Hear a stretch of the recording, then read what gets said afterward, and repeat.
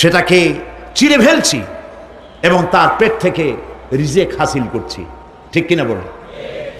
আল্লাহ রাব্বুল আলামিন সূরা আন-নামলের মধ্যে বলছেন, আম্মান জাআলাল আরদা ক্বারারান ওয়া জাআলা খিলালাহা আনহারান ওয়া জাআলা লাহা রাওয়াসিয়া ওয়া জাআলা বাইনাল বাহরাইনি হাজিজা।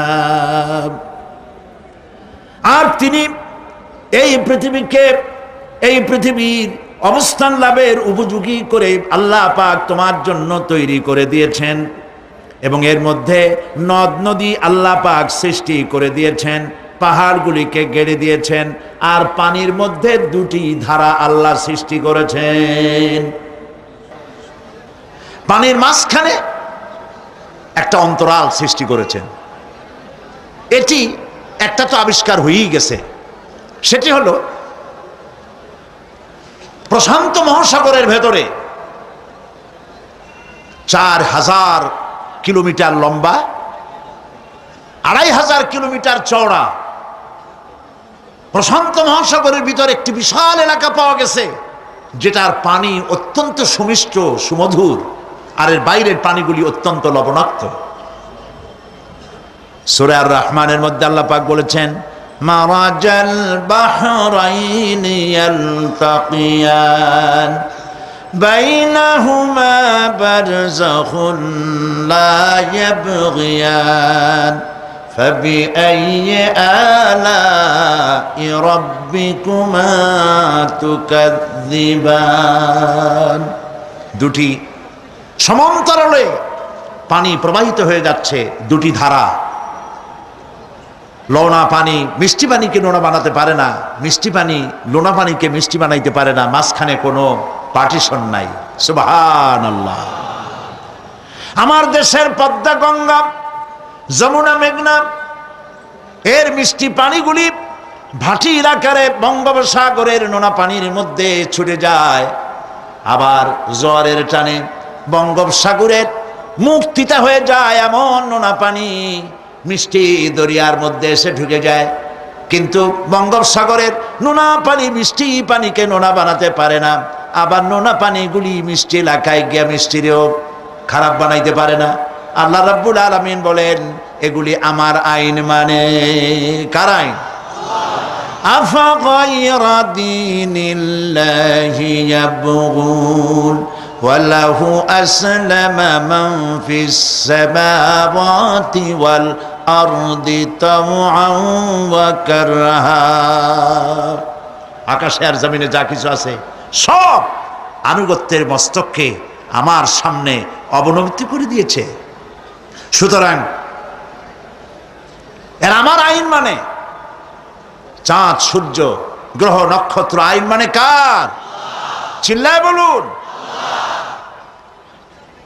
আল্লাহ পাক এই পৃথিবীকে সুন্দর করে সাজিয়ে দিয়েছেন, আবার এর মধ্যে তিনি মাঝে মধ্যে এই পৃথিবী একটু ভূমিকম্পন হয়, কিন্তু তা কোথাও কোথাও একসাথে না। একসাথে যদি সারা পৃথিবীতে ভূমিকম্প হইতো, সৃষ্টি জগতে অস্তিত্ব বিলুপ্ত হয়ে যেত। কথা বুঝতে পেরেছেন? এই জন্য আল্লাহ পাক বলেন, ইন্না ফি খালকিস সামাওয়াতি ওয়াল আরদি ওয়া ইখতিলাফিল লাইলি ওয়ান নাহার লাআয়াতিন লিউলিল আলবাব। নিশ্চয়ই আকাশ এবং জমিনের সৃষ্টির ব্যাপারে আর রাত আর দিনের পরিবর্তনের ব্যাপারে যারা জ্ঞানবান তাদের জন্য রয়েছে আল্লাহ পাকের নিদর্শন। এই ঘূর্ণায়মান পৃথিবী নিয়মিত ঘুরছে, সূর্যের কাছে চলে যাচ্ছে, আবার দূরে সরে আসতেছে। আর এই ঘূর্ণায়মান আসে বলে, সূর্যের কাছে যায় আর আসে বলে এক এলাকায় রাত হয় আর এক এলাকায় দিন হয়। এখন বাংলাদেশে রাত 9:45, আর ঠিক একই সময় আমেরিকার নিউ ইয়র্কে এখন দিনের 9:45। যদি এরকম অবস্থা না হতো তাহলে এক এলাকার প্রাণীগুলি বাঁচত, অন্য এলাকার প্রাণীগুলি ঠান্ডায় ফ্রিজ হয়ে যেত। আমাদের এই পৃথিবী আল্লাহ পাকের এক অফুরন্ত নিয়ামত। এই অফুরন্ত নিয়ামত আল্লাহ পাক আমাদেরকে দিয়েছেন। আর এর মধ্যে, এর অভ্যন্তরে রয়েছে মানুষের খাদ্য তৈরি করার মতো প্রাণ শক্তি মাটির মধ্যে আল্লাহ পাক দিয়েছেন। পৃথিবীটা এটি সূর্যকে আর চন্দ্রকে আল্লাহ পাক একটা নির্ধারিত মেজারমেন্ট করে রেখেছেন, একটা ঠিক সঠিক জায়গায় রেখেছেন।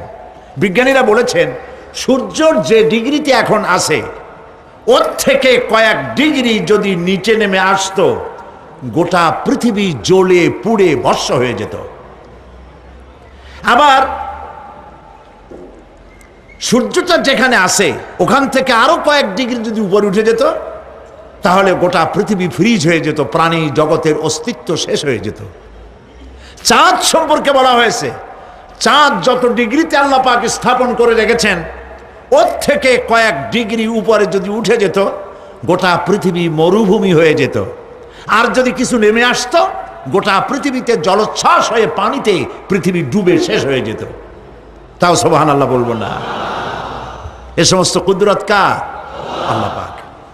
আল্লাহ রাব্বুল আলামিন এরপরে বলছেন ওয়াল জিবালা আওতাদা, মাটিকে বানালাম বিছানা, আর এই বিছানাকে এটা যেন তোমাকে নিয়ে নড়াচড়া করতে না পারে, সেই জন্য আমি পাহাড়গুলি পেরেকের মতো গেড়ে দিলাম। এখানে আছে যে পাহাড়কে পৃথিবীর মধ্যে পেরেকের মতো গেড়ে দিছি। কেন দিছি সেটি এসছে অন্য আয়াতে। আল্লাহ রাব্বুল আলামিন বলেন ওয়া আলকা ফিল আরদি রাওয়াসিয়া আন তামিদা বিকুম। আল্লাহ পাক বলেন তিনি জমিনে পর্বতের নঙ্গর, পর্বতের পেরেক রকম করে এই পৃথিবীর মধ্যে গেড়ে দিয়েছেন, যেন পৃথিবীটা তোমাকে নিয়ে যেন হেলাদোলা করতে না পারে। এই পাহাড় পৃথিবীর ভারসাম্য রক্ষা করেছে। পাহাড়গুলি আজকে মানুষেরা কাটা শুরু করেছে ইন্ডাস্ট্রি বানাবার জন্য, বাড়িঘর বানাবার জন্য। পাহাড় যারা কাটছেন আত্মঘাতী কাজ করতেছেন। প্রকৃতির ভারসাম্য, এনভায়রনমেন্ট নষ্ট তো আমরাই করতেছি, ঠিক কিনা বলেন? কারা নষ্ট করতেছে? আমরা নিজেরাই করতেছি, আত্মঘাতী কাজ করছি। এই পৃথিবীতে কত পাহাড় দরকার, কত গাছ দরকার, কত পানি দরকার, সে কথা কে বলতে পারবেন? বলেন সবাই। আল্লাহ পাকের যা কিছু তিনি সৃষ্টি করেছেন সেগুলির উপরে হস্তক্ষেপ করা, কিছু কিছু জিনিসের উপরে হস্তক্ষেপ করা মারাত্মক আত্মঘাতী। পাহাড়গুলি দিয়ে এই সুউচ্চ পাহাড় শুধু খিল বানায় রাখছেন আল্লাহ, পেরেক বানায় রাখছেন, শুধু তাই নয়, এই পাহাড়ের উপরে পানি জমে থাকে বরফ হইয়া। আমরা যখন প্লেনে যখন যাই, ঢাকা এবং চিটাং যে ফ্লাইটগুলি আসা যাওয়া করে, এগুলি 9,000, 10,000, 11,000 ফিট দিয়ে উচ্চতায় উড়ে আসে। কিন্তু আমরা যখন ইন্টারন্যাশনাল ফ্লাইটে উড়ি, তখন সেগুলি চলে 35 থেকে 40,000 ফিট পর্যন্ত উচ্চতায় উড়ে যায়। পৃথিবী যে কত সুন্দর তা প্লেনে উঠলে বোঝা যায়। আর বাংলাদেশ যে কত সুন্দর মনোরম তা দেশের উপর থেকে প্লেনে উঠতে গেলে দৃশ্য দেখে, নয়নবিরাম দৃশ্য দেখে সেজদায় মাথা নত হয়ে আসে। সুবহানাল্লাহ, সুবহানাল্লাহ। আমার দেশ যে কত ভালো, আলহামদুলিল্লাহ বলেন। পৃথিবীর যে কোনো দেশের তুলনায় আমার দেশ অনেক অনেক অনেক ভালো, আলহামদুলিল্লাহ বলেন।